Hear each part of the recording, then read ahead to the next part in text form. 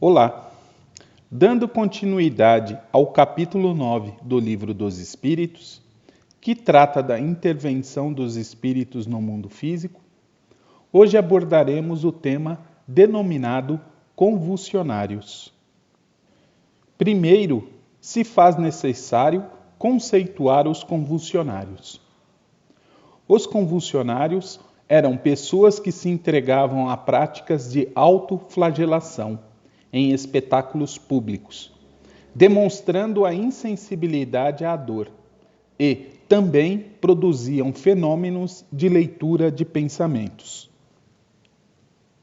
Na Revista Espírita de julho de 1859, no artigo intitulado Os Convulsionários de Saint-Médard, noticia que diante do túmulo do diácono François Paris, desencarnado em 1727, e cujo local era alvo de peregrinação de fiéis, aconteceram vários fenômenos estranhos apresentados por pessoas em estado convulsionário, tais como a faculdade de resistir a golpes tão terríveis que os corpos deveriam ficar triturados, a de falar em línguas ignoradas ou esquecidas, um desdobramento extraordinário da inteligência.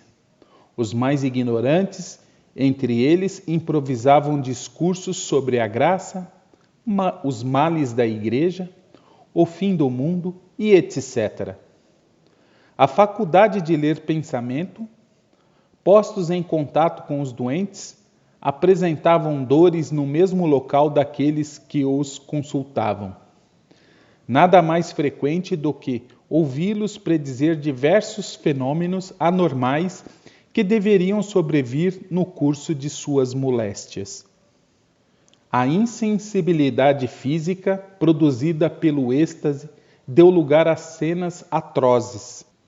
A loucura chegou a ponto de realmente crucificarem vítimas infelizes, a fazer-lhes sofrer todos os detalhes da paixão do Cristo.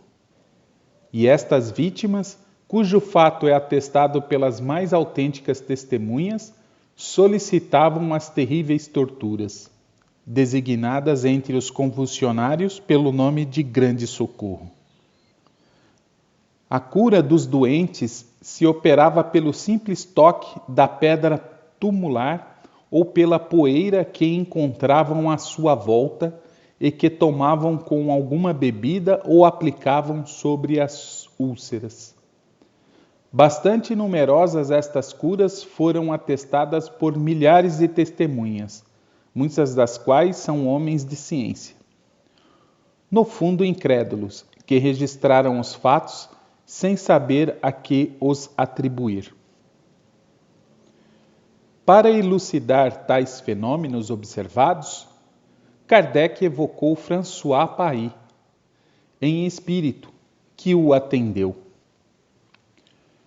Qual foi a causa dos fenômenos estranhos que se passavam com os visitantes do vosso túmulo? Questionou Kardec. Resposta do espírito feliz e errante: intriga e magnetismo. Na resposta, vemos que o espírito atesta duas situações para a produção dos fenômenos. A primeira, intriga, e a outra, o magnetismo. A intriga está relacionada ao charlatanismo, que tinha frequentemente explorado e exagerado o efeito dos fenômenos, o que pôs em ridículo os fanáticos. Mas há também, dentre os fatos observados, fenômenos relacionados ao magnetismo. Tais fenômenos são a insensibilidade física, a percepção do pensamento, a transmissão solidária das dores, etc. Assim, não podemos duvidar que essas criaturas em plena crise estivessem numa espécie de estado de sonambulismo acordado, provocado pela influência que exerciam uns sobre os outros. Eram, ao mesmo tempo, magnetizadores e magnetizados. e, sem o saber, agiam uns sobre os outros e, também, havia espíritos de pouca elevação que, agindo magneticamente sobre o sistema nervoso dessas pessoas, em atitude de autoflagelação, para causar a insensibilidade da dor. Explica Kardec que a exaltação fanática e o entusiasmo oferecem muitas vezes, nos casos de suplício, o exemplo de uma calma e de um sangue frio que não poderiam triunfar de uma dor aguda, se não se admitisse que a sensibilidade fosse neutralizada por uma espécie de efeito anestésico. Por exemplo, sabe-se que, no calor do combate, frequentemente não se percebe um ferimento grave, enquanto, nas circunstâncias normais, uma arranhadura provoca temores.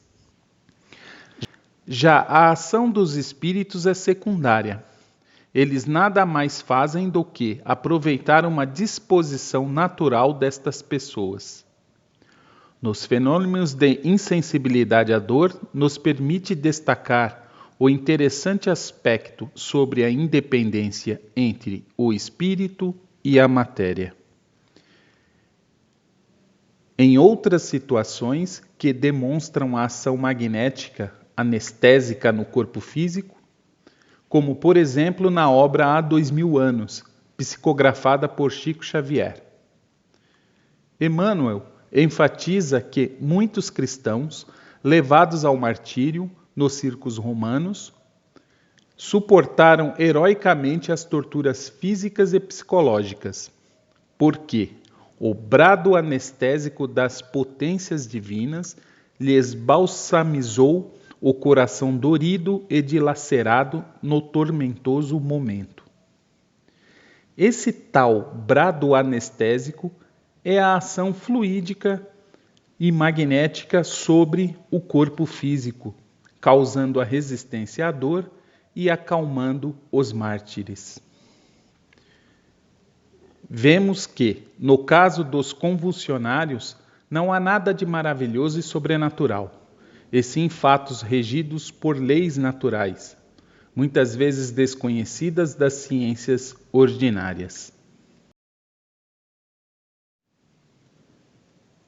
A fé cega cada vez mais vem cedendo espaço à fé raciocinada, que por meio do estudo, do discernimento e do bom senso e do equilíbrio, que nos preserva da exposição ao ridículo e do fanatismo. Se permanecerem dúvidas, utilize os comentários, que podemos pesquisar e aprofundar em outras questões sobre o tema exposto. Obrigado e fiquem em paz.